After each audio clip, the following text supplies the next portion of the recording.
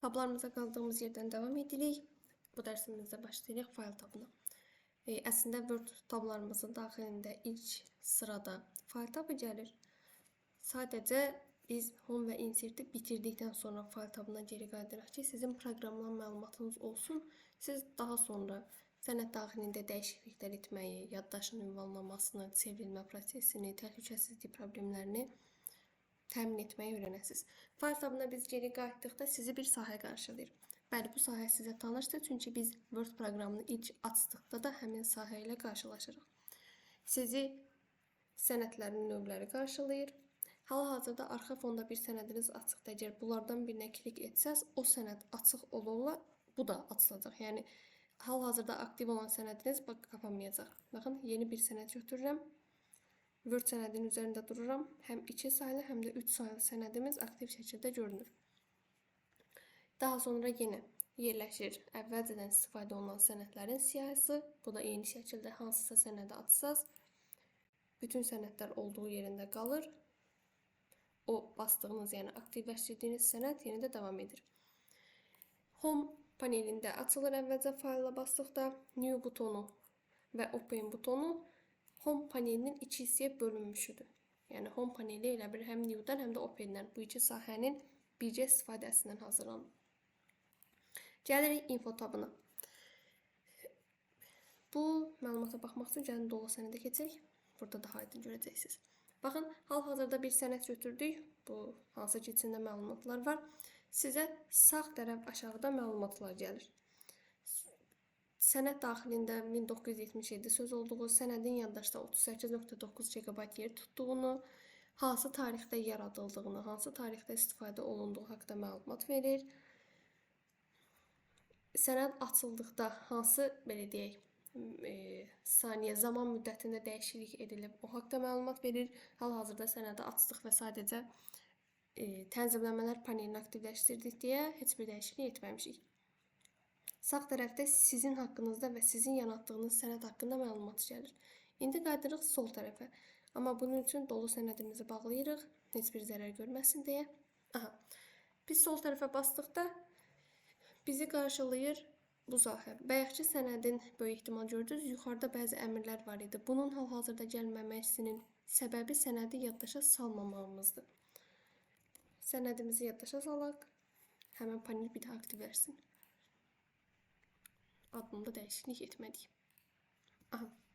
Sənəd artıq yaddaşda olduğu üçün sizə burada tez satımlıq əmrləri gəlir. Bunlardan biri belə deyək, başqa şəkildə yaddaşa salınması, yəni OneDrive proqramına keçid edilməsi üçündür. Sizin bunu edə bilməyiniz üçün mütləqdir ki, OneDrive-a bir müəyyən vəsait ödəmiş və oradan yaddaş vəsaiti əldə etmiş olasınız. Əks halda normal olaraq işarə işləmir. Sənədin ötürülməsi əmri var. Sənədin ötürülməsi eyni anda 2 yerdədir. Baxın, siz bunu basdıqda sizi gətirir bu sahəyə. Yəni buradan ötürülməni tələb edir. Bunun üçün yaddaşınızdan icazə istəyir və yenə sizə şərt verir ki, sənəd bulut yaddaşınızda olsun. Yəni burada gördüyünüz 4 əməliyyatın 4-ü də sənədin kiməsə ötürülməsi, yollanması prosesidir. Bunlar üçün sizdən qəti, belə deyək, sürətdə OneDrive tətbiqini tələb edir. Open File Location. Open File Location-a siz basdıqda sənədin yaddaş ünvanını əldə edirsiniz. Baxın, sənəd açılır, sizi gətirir Explore tətbiqinə. Deyir, hal-hazırda istifadə etdiyiniz sənəd buradadır. Bizim yazdığımız sənədin adı buradadır. Doc2 hal-hazırda yaratdığımız sənədin adı. Yəni sənədi yaddaşa salmısınız, tapa bilmişsiniz. Bu halda nə edə bilirsiniz? Gəlirsiniz buradan sənədi açırsınız. Çünki bilirsiniz ki, onu Word-də hazırlayıbsınız. Infoya gəlib siz Open File Location-a basdıqda həmin sənədin Explore-dakı ünvanını görürsünüz. Daha sonra bu sahədə, belə deyim, 3 sahəyə yönlənir. Bu ikisi istifadə olunmur Word tərəfindən. Bunun üçün sizin kompüterləriniz lokal olaraq, yəni port vasitəsilə bir-birinə bağlı olmalıdır. İstifadə edə bilirsiniz birinci təhlükəsizlik butonunun içindən 3 funksiyanı. Bunlardan birincisi sənədin, belə deyək, bu sənədi mən hazırladım. Kompüterdə yadda saxlamaq istəyirəm və kiməsə yollamaq istəyirəm. Amma həmin şəxsin, məsələn, sizlərin mənim sənədimə müdaxilə etməyinizi istəmirəm. Bu halda bu əmri istifadə edə bilirəm. Siz bu əmri aktivləşdirdikdə sənədə giriş icazəsi dayanır. Bunu belə deyim, real olaraq belə görə bilməyəcəksiniz. Bunu görə bilməyiniz üçün tək üsul sizə sənədin gəlməyidir. Sənədi bir daha açaq buradan. Baxın, bu sənəd açıldıqda bir dənə sənədin adı olan yerə diqqət yetirin. Baxın, sənədin adı yazılıb, qabağına da read only, yəni sadəcə oxumaq üçündür. Bəs deyəsiniz ki, müəllim, necə olur sizdə home tabları işlədir, yəni tabların hamısı aktivdir. Əgər bu sənədi mən kiməsə atsam, sizlərdən hər hansı birinizəsə və yaxud da siz kiməsə atsaz, həmin halda bu gördüyünüz tablar var. Tabların hər biri, baxın, bu şəkildə boz rəngə çevrilir. Yəni tablardan heç bir şey əldə edə bilmirsiniz. Bu bir qayda olaraq işləyir. Bəs bizdə niyə bu hal baş vermir? Çünki, baxın, Word proqramımızın istifadəçi email ilə mənim sənədimi hazırlayan və bu əmri verən istifadəçi eynidir. Yəni, kompüter avtomatik olaraq, tətbiq avtomatik olaraq başa düşür ki, bu sənədin sahibi mənəm. Yəni, mən öz sənədimi niyə özümə qadağan edeyim anlayışından bunu mənə qadağan etmir. Amma siz bu üsulu istifadə edə bilərsiniz kiməsə sənədi yolladıqda. Sənəd sizə göndərilsə, OneDrive vasitəsilə və yaxud da internet şəbəkəsi vasitəsilə bu şəkildə siz sənədi belə deyim, açıb dəyişiklik edə bilməyəsiniz. O sənədi kopyalayıb özünüzə ikinci bir nüsxəsini yaradıb biraz gizlin yollarından təmizləmək olur. Amma mənim sizə atdığım fərz eləyək ki, dokument 3 adlı sənədi mən ona icazə verməsəm heç bir şəkildə belə deyək, kodunu sındırıb, yəni icazəsini dayandırıb istifadə edə bilmirsiniz. Sadəcə oxuya bilirsiniz. İcazəsini geri çəkək.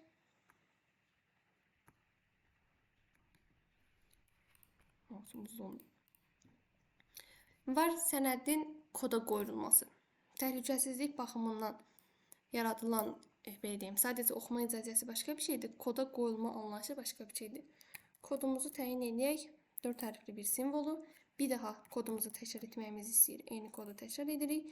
Sənəd baxın, artıq koddadır. Görə bilmək üçün sənəddən çıxırıq, sənədi yaddaşa saldırıq, çünki üzərində dəyişikliklər etmişik.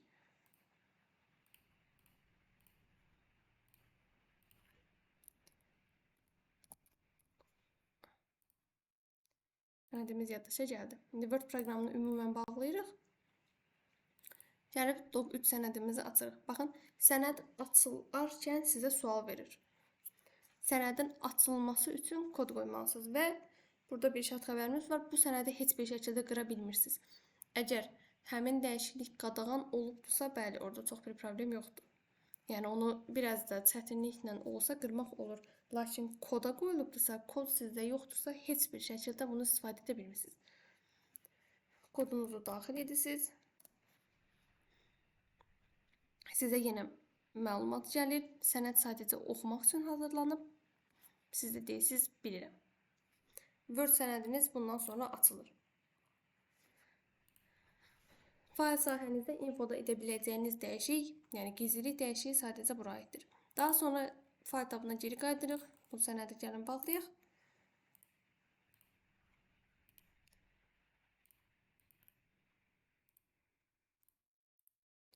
Word-a geri qaydaq, fayl tabından davam edək. Sizi qarşılayır save əmri, yəni sənədin yadda saxlanılması.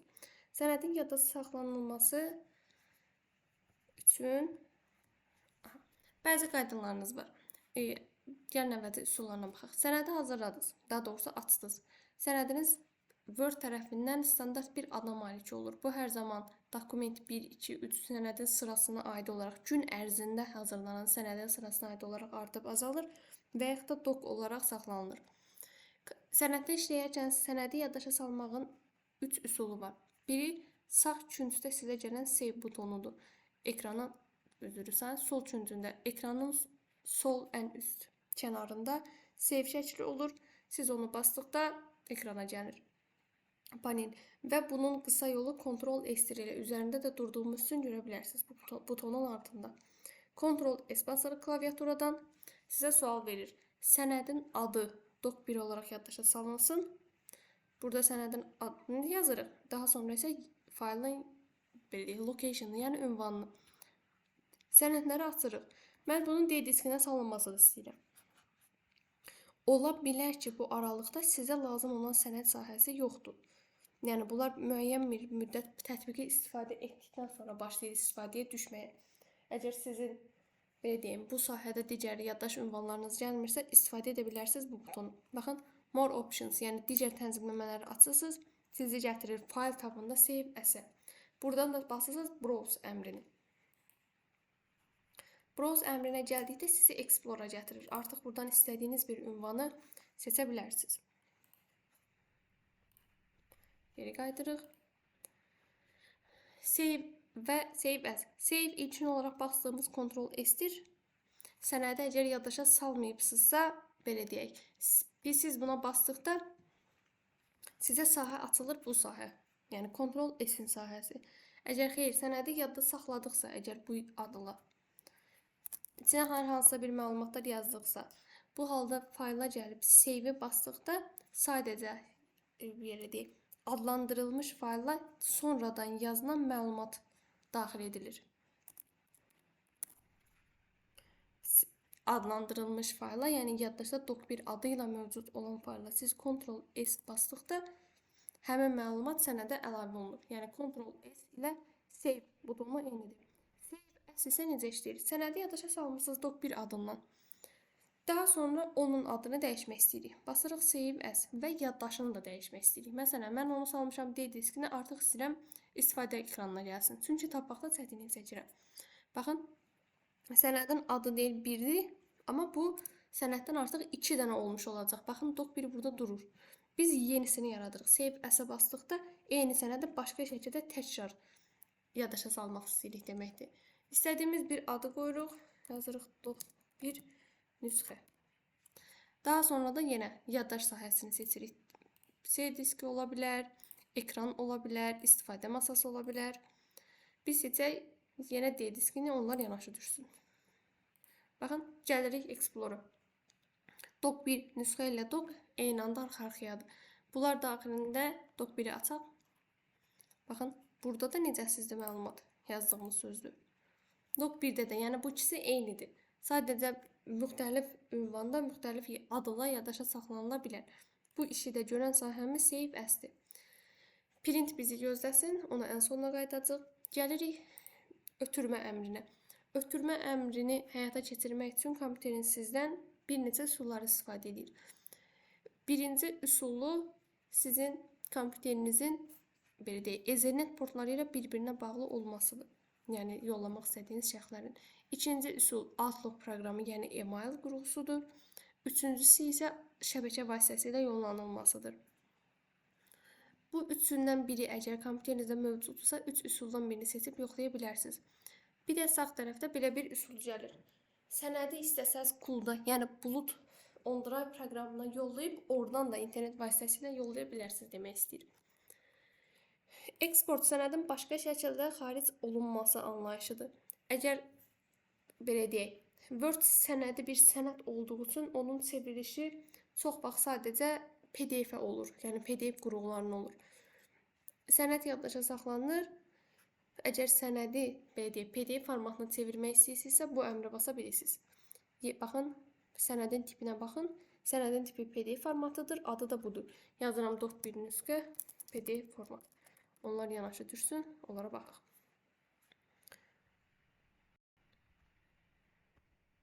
Baxın, sadəcə belə bir sahə açılır. Siz Word-ün daxilində iki üsul var sənədi PDF-ə çevirmək. Şare, yəni internet istifadə edərək çevrilmədə sənədiniz internet brauzerində istifadə olunur. Baxın, sizə Yandex tərəfindən bir panel açıldı. PDF-iniz burada işlə olunur. Yenə qayıdaq fayl tabına. Close basdıqda isə sənəd bağlanır. Daha sonra düşürük ən aşağı.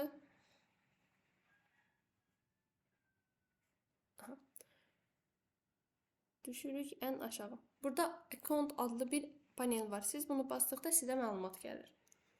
Sizin haqqınızda, emailiniz haqqında, proqramlarınız haqqında, burası sizin sadəcə özünüz haqqında məlumat alacağınız sahədir. Option isə əmrlər panelidir. Bu paneli diqqətlə incələyin. Sizə burada gəlir birinci general. Yəni yenə sizin haqqınızda məlumat verir. İstifadəçi adınız, sənədin harda olduğu, belə deyək, sənədin arxa fonu haqqında məlumat, ekranın ayarları. Bunları çox belə deyim, dəyişdirməyinizi məsləhət görmürük. Sizə burada hara aiddir, sadəcə onları göstərəcəm. Ekran ayarlarını dəyişdirməyə belə deyək, çox da eləməyin, can atmayın. Çünki Word bunu o şəkildə qəbul edir və bu Wordlərin versiyasından asılı olaraq hər an dəyişə biləcək bir algoritmadır. Proofing əmri tətbiqin belə deyək, öz sahəsində istifadə olunan paneli var. Referens tabı. Referens tabı ilə əlaqədar sahədir. Məsələn, sənədin, baxın, burada görünüşünü göstərir. Hansı işarə ilə göstərilir, hansı adlam var. Burada elə də dəyişdirə biləcəyiniz bir sahə heç yoxdur da. Gəlirsiniz save əmrinə. Buradan save əmrində yadınızda saxlamalı olduğunuz bir sahə var. Baxın, çox tələbələr bunu belə edir. Word sənədini açırsınız, yazısınız, yəni bütün işinizi görürsünüz. Ən sonunda gözləyirsiniz ki, siz tətbiqdən çıxmaq istəyəndə, X işarəsini basmaq istəyəndə, sizə save as basanda, belə deyim, siz çıxmaq istəyəndə sizə sual versin, sənədi yadda saxlamaq istəyirsinizmi, istəmirsinizmi? Əgər sənədi əvvəlcədən yadda saxlayıbsınızsa, bu halda belə bir problem yaşayırsınız. Siz o X əmrini basdıqda onu sizdən hər saat soruşmur. Əgər məlumat belə deyim, burada sizin sözlərinizin sayı göstərilir. 1600 söz idisə, əgər Word yoxlayır, ora yenə 1600 sözdürsə, bu sualı sizdən soruşmur. Amma ora artıq söz sayı artıb azalırsa, bu halda soruşur. Auto save adlı bir əmriniz var, onu tənzimləyirsiniz buradan. Baxın, 1 dəqiqədən bir, ən kiçik müddət budur, 1 dəqiqədən bir sənəd özünü yadda saxlayır.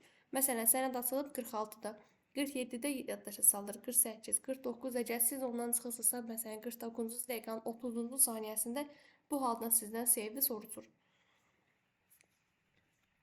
Sənədin ümumiyyətcə ünvanını soruşur. Deyil, yəni tətbiq var, istifadə edədiyiniz tətbiq, proqram, redaktor. Onun ünvanı haqqında sizə məlumat göstərir, ünvanını göstərir. Sizin save-dən istifadə edəcəyiniz tək sahə budur. Digərləri sənədin algoritmasına aiddir. Daha sonra dillər paneli gəlir. Məsələn, bunu çox yaşamaq ehtimalınız var. Hər hansı bir kompüteri götürdünüz, tətbiqi istifadə etmək istəyirsiniz. Sadəcə baxırsınız ki, siz öyrənibsiz tətbiqi istifadə etmək ingilis dilində, lakin belə bir problem var ki, getdiyiniz yerdəki kompüter rus dilindədir. Əgər siz dili dəyişmək istəyirsinizsə tətbiq daxilində, bu çox asan bir proses deyil. Birinci qanun odur ki, siz kompüterdə administrator olmalısınız. Yəni, kompüter sizə bütün icralara hüquq verməlidir. Administrator rejiminiz aktiv olmalıdır. Bu halda, əgər administratorsınızsa, bundan sonra belə deyək, dili dəyişə bilərsiniz. Amma bunun üçün, belə deyim, bir neçə üsul var. Baxın, bizdə hal-hazırda 2 üsul mövcuddur. İstəsəm sənədi, daha doğrusu tətbiqi rus dilinə və ingilis dilinə çevirə bilərəm və qeyd buradakı dilin biri dəyişdikdə bütün hamısı dəyişir. Yəni, siz sadəcə Word-ü rus dilinə çevirib digərlərini ingilis dilinə saxlaya bilməzsiniz. Belə bir şey mümkün deyil. Office proqramı hamısını eyni anda qəbul edir. İngilis və rus dilindəki versiyalar hal-hazırda mövcuddur. Fərz eləyək ki, mən sizə göstərmək üçün bura əlavə etmək istəyirəm. Yəqin ki, İtalya dili burada vardır deyə düşünürəm. Baxaq, bir dənə Fransa var. Olsun. Baxın, basıram Fransa. Deyirəm, yüklənirsin. Baxın, heç bir şey dəyişiklik etmir. Yəni, basıram, amma gəlmədi. İtalyanı basmaq istəyirəm. Basıram, yenə gəlmir. Bu, klaviatura dili qədər asan əlavə olunmur. Əgər siz tətbiqinizin dilini dəyişmək istəyirsinizsə, gəlməlisiniz brauzerlərdən hər hansısa birinə. Burada qeyd edirsiniz. Kompüterinizdəki olan ofisin versiyasını 2020-dir, 19-dur, 21-dir. Məndə hal-hazırda 21-dirsə, 21 ilə göstərirəm. Yazırsınız ofis, daha sonra sizə hansı dil lazımdır?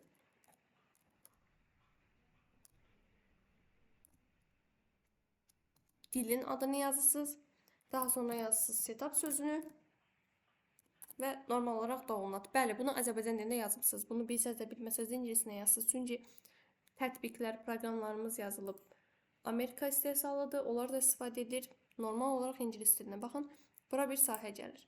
Mən bunu yükləyib sizə göstərə bilməyəcəm, çünki dərs müddətində təbii ki də tətbiqlərin dilini dəyişə bilmərik. Sadəcə izah üçün göstərirəm. Baxın, aşağı düşürsünüz, sizə hamısının izahını verir. Bunu Brazerdən istəsəz tərcümə etdirə bilərsiniz. Azərbaycan dilinə çevirdirirsiniz. Baxın, sizə məlumat üçün yer göstərir. Deyirsən, birinci seçməlisən. Hara gəlir? İtalyan dili bu şəkildə yazılmadığı üçün tapa bilmədik, yəni başqa bir dildə yazaq. Fərz eləyək ki, məsələn, rus dili yoxdur. Bir də bunun ümumi paketi var. Böyük ehtimal o dil yox edən paket, bəli, o dil yox imiş. Ona nəzər yetirməmişik. Baxın, burada bir sahə var. Deyir, hansı dilin setupına ehtiyacınız var? Siz bu sahəni açıb dili seçməlisiniz, amma burada bir qayda var. Bu sahəni gəlib açdıqda hansı dili seçsəz, sənət daxilindəki bütün dillər ona çevrilir. Yəni, qətiyyən səhvliklə hansısa bir qurğuya basmayın. Gəlin buradan hansı dili tapaq? Ruscanı tapaq. Rus dilini tapdıq. Sizə məlumat gəlir. Hansını istəyirsiniz? Sənədin 32 bitlikmi, 64 bitlikmi olduğunu tapmaq üçün bir sahə gəlir. Bunu da öyrənmək üçün yenə qayıdırsınız Word-ün fayl tabına. Burada gəlirsiniz məlumatlar panelinə. Məlumat paneldən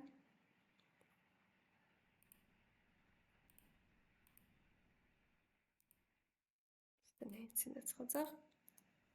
Burada deyil. Buradan çıxara bilməyəsiniz. Və yaxud da bunu Explore-dan baxa bilərsiniz. Sənədin hansı tipdə olduğunu Explore-dan basın.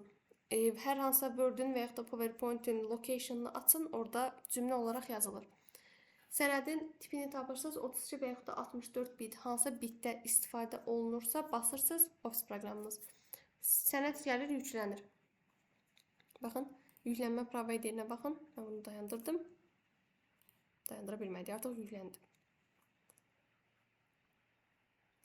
Və bilmədən də setup'a quraşdırdıq. Sadəcə mən buna belə deyim, davam elətdirmirəm. Siz buna basasınız, davam eləyəcək yüklənməyə. Sənəd yükləndikdən sonra bəs nə olacaq? Sənəd yükləndikdən sonra Word-ə gələcəksiniz, yenə File Location-da Language yeri var, Set as Preferred var. Bu buton aktivləşəcək. Normalda bu şəkildə şəffaf olur. Siz o paketi yükləyən ana qədər. Paket yükləndikdən sonra bu sənəd, belə deyim, buton artıq aktivləşir, yəni dili quraşdır əmri aktivləşirsiniz, daha sonra onu istədiyiniz kimi quraşdıra bilirsiniz. Amma şərtdir ki, o sənəd yüklənilsin. Əks halda gəlmir.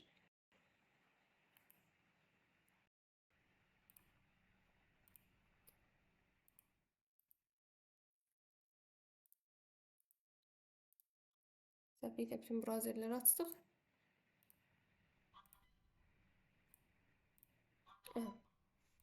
Məncə bu sahə aydın oldu. Dilin dəyişdirilməsi sahəsi də bu qədər. Qalanları əl çatanlıq məlumatlarıdır. Burada sadəcə sizə gəlir məlumatlar. Yəni bunları qurcalamağınıza heç bir ehtiyac yoxdur. Və yaxud da belə deyək, çox professionallaşdıqdan sonra belə deyək, əgər öz kompüteriniz olsa, başqa bir yerdə işləməsəz, bunları istifadə edə bilərsiniz. Gəlin buradakı sistem haqqında məlumatı tapaq.